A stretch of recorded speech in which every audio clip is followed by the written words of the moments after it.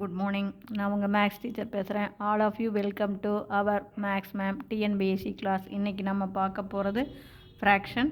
அதில் வந்து டிவைட் பார்க்குறோம். பாருங்கள், 4 1/5 டிவைட் 3 3/4 4 1/5 வகுத்தல் 3 3/4 நம்ம வகுக்கணும். ஜஸ்ட்டு நம்ம இப்போ என்ன பண்ண போகிறோம் அப்படின்னா, இந்த கலப்பு பின்னத்தை தகா பின்னமாக மாற்றணும். அப்போ இந்த கலப்பு பின்னத்தை எப்படி தகா பின்னமாக மாற்றோம்னா, இதை பெருக்கணும்.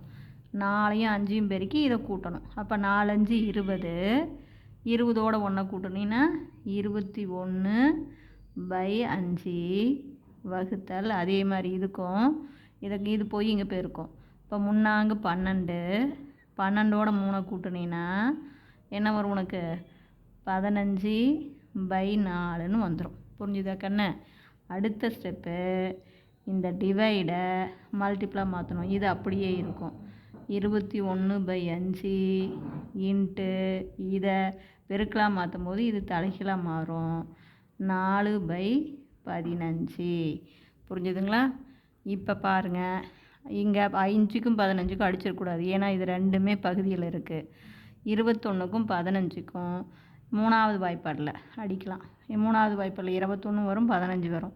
3ஆம் வாய்ப்பாட்டில் அடிச்சின்னா எத்தனை 3? 7 3 21.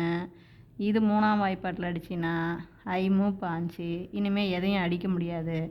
அப்போ நம்பர் அப்படியே நேராக பெருக்க வேண்டியதான். தொகுதி தொகுதி பெருக்கணும், பகுதி பகுதி. அப்போ 7 4 28/5 25. புரிஞ்சுதுங்களா? இவ்வளோதான்.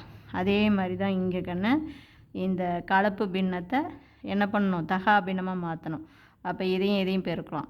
அப்போ 9 3 இது போய் 3 போய் 9 பெருக்கும்.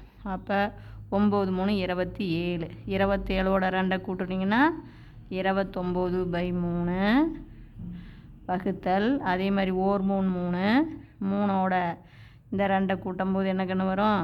5/3. இப்போ 29/3 இந்த வகுத்தில் பெருக்கலாக மாற்றும் போது இது தலைகீழாக 3/5 வந்துடும். 3 3 அடிச்சுக்கலாம். 3 பாரு, ஒரு 3 பகுதியில் இருக்குது, ஒரு 3 தொகுதியில் இருக்குது. ஒன்று கீழே இருக்குது, ஒன்று மேலே இருக்குது. அப்போ நமக்கு 1 அப்படியே போட்டிங்கன்னா 29/5. புரிஞ்சுதா சாமி? இல்லை ஏதாச்சும் டவுட்டாக இருந்தால் கேளுங்க. Wish you all the best. Thank you.